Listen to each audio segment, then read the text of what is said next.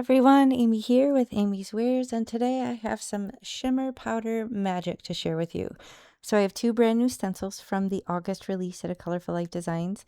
I have some cardstock here, black and white, and I also have, it's actually watercolor paper now that I'm thinking about it, and I have some Nouveau shimmer powders here. I have Blue Blitz, Golden Sparkler, forgot the other one, Solar Blaze, and I think Storm Cloud. And I'm going to use them to make two different cards here for you, so stick around. Here's a photo of the finished cards to show you the direction we're headed, but I mainly just want to show you the technique on how to use these shimmer powders with your stencils.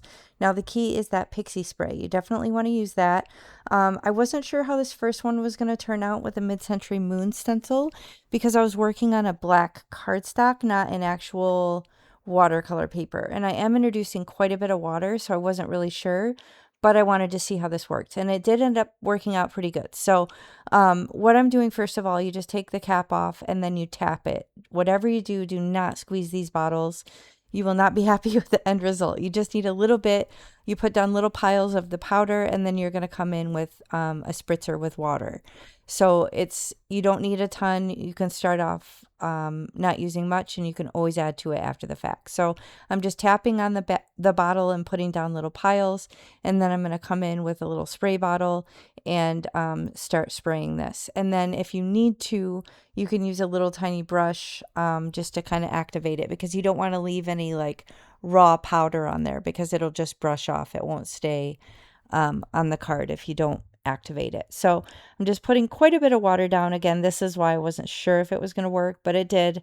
It did end up looking pretty cool and very sort of distressed looking, which was neat. So I did decide to come back in and add a little bit more, just because it wasn't quite as bright maybe as I thought. I don't know, maybe I pictured it being a little bit of a brighter gold, more of a contrast on the black, but it shows plenty clearly once you take the stencil off. So here I'm just using the little brush just to kind of activate the little clumps of powder and kind of push them towards the water, just to make sure it's all activated before I remove the stencil here. So I'm going to wipe off my workstation, and then a lot of times what I'll do is I'll kind of pounce it down and kind of create a monoprint of sorts with all that extra ink on there. So it actually dried back cooler than it looked there. I'll show it to you in a moment, obviously, but here I decided to just use another piece of cardstock.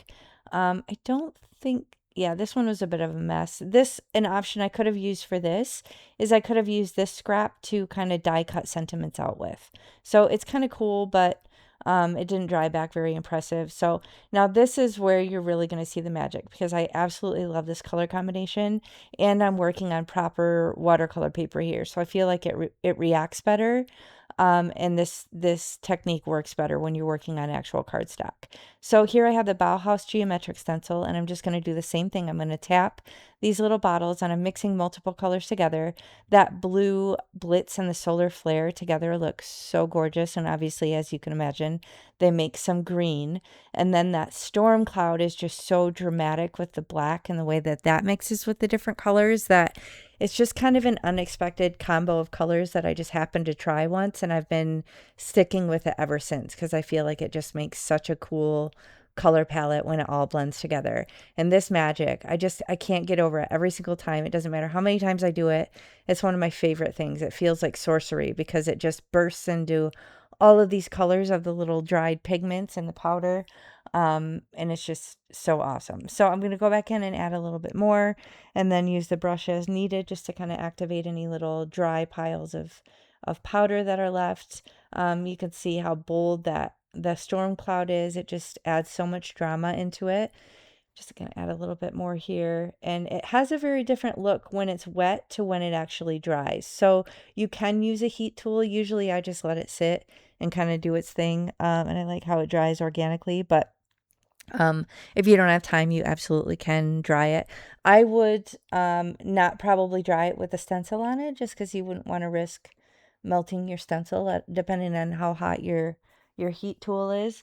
But it really does not take long to start seeping in when you're using that watercolor paper. This literally, you can have it on there for less than a minute, and it will already kind of take that shape and have that bold drama. So you want to pull it back slowly, obviously, because it is going to be stuck a little bit from the pixie spray.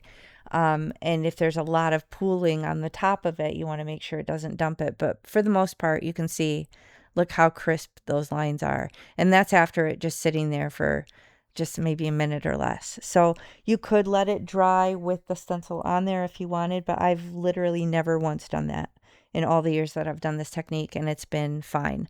So if you're that patient and you want to do it, go for it. I guess I would worry a little bit that the pixie spray might pull at the paper a little bit, but I think some people have let it dry and it's been fine, but it's just honestly not necessary. Now here you can see I'm doing a monoprint, grabbed a piece of paper towel, and this is a cool one. This would have gone in my chocolate box just to save for a future card. So it's not nearly as dramatic or bold, but it's still fun. And with a colorful sentiment or something like that. Look, here you can see it dried very different. And you turn it in the light and it really catches all that shimmery goodness. So this, I love how it dried. I think it looked so much better once it dried.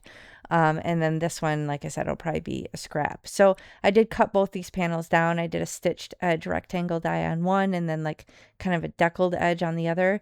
And now I'm just going to flip through my binder to see what sentiment I want to pair it with. Now, you may not be like me. You may have a whole plan and a sentiment and everything all picked out in a design. I just kind of wing it, and usually the sentiment is a bit of an afterthought. So I'm flipping through for a while in my binder just to find something that will fit the space and not cover up too much of the cool background and work with the colors. So I have a lot to choose from, but you can absolutely put more thought into this and kind of plan it out a little bit better. But ultimately, I ended up going with that Celebrate You on the first one in the gold cardstock and I think a black shadow layer maybe. And then I'm trying to remember what I did with this one. I know I showed you all the picture, but I've already forgotten. Completely forgot how I finished these cards. So you can see me flip through a little bit more, seeing different options. Lots to choose from. I didn't have a specific set in mind. Oh, that's the one. I remember now. I went with one of those Hey You, and it's a holographic cardstock on white. So that is ultimately the one I did end up going with. Just flipping through though to make sure I have all my options. This is a huge time saver, you guys. If you maybe aren't feeling inspired, just die cut a bunch of your dies out that you use all the time and just have them ready to go. And then you don't have to stop in the middle of your card making and figure out what you want to use. Pro tip, cut them out in white, especially if there's like a shadow layer and a word layer. Cut them both out in white and then you can custom color it to match your card perfectly later. So I'll do that a lot. I'll cut stuff out in white and black. And then I'll have that ready to go. So here's this one, Celebrate You. I popped the sentiment up with a little bit of dimension, and then I have this hologram silver, which I used to match and tie in with the die cut to finish this card. And again, I popped up the Hey You. So super fun and easy. I love this technique. I hope you'll get your stencils out and your shimmer powders and combine them together for this fun technique. So check out the rest of the August release, and I'll catch you next time.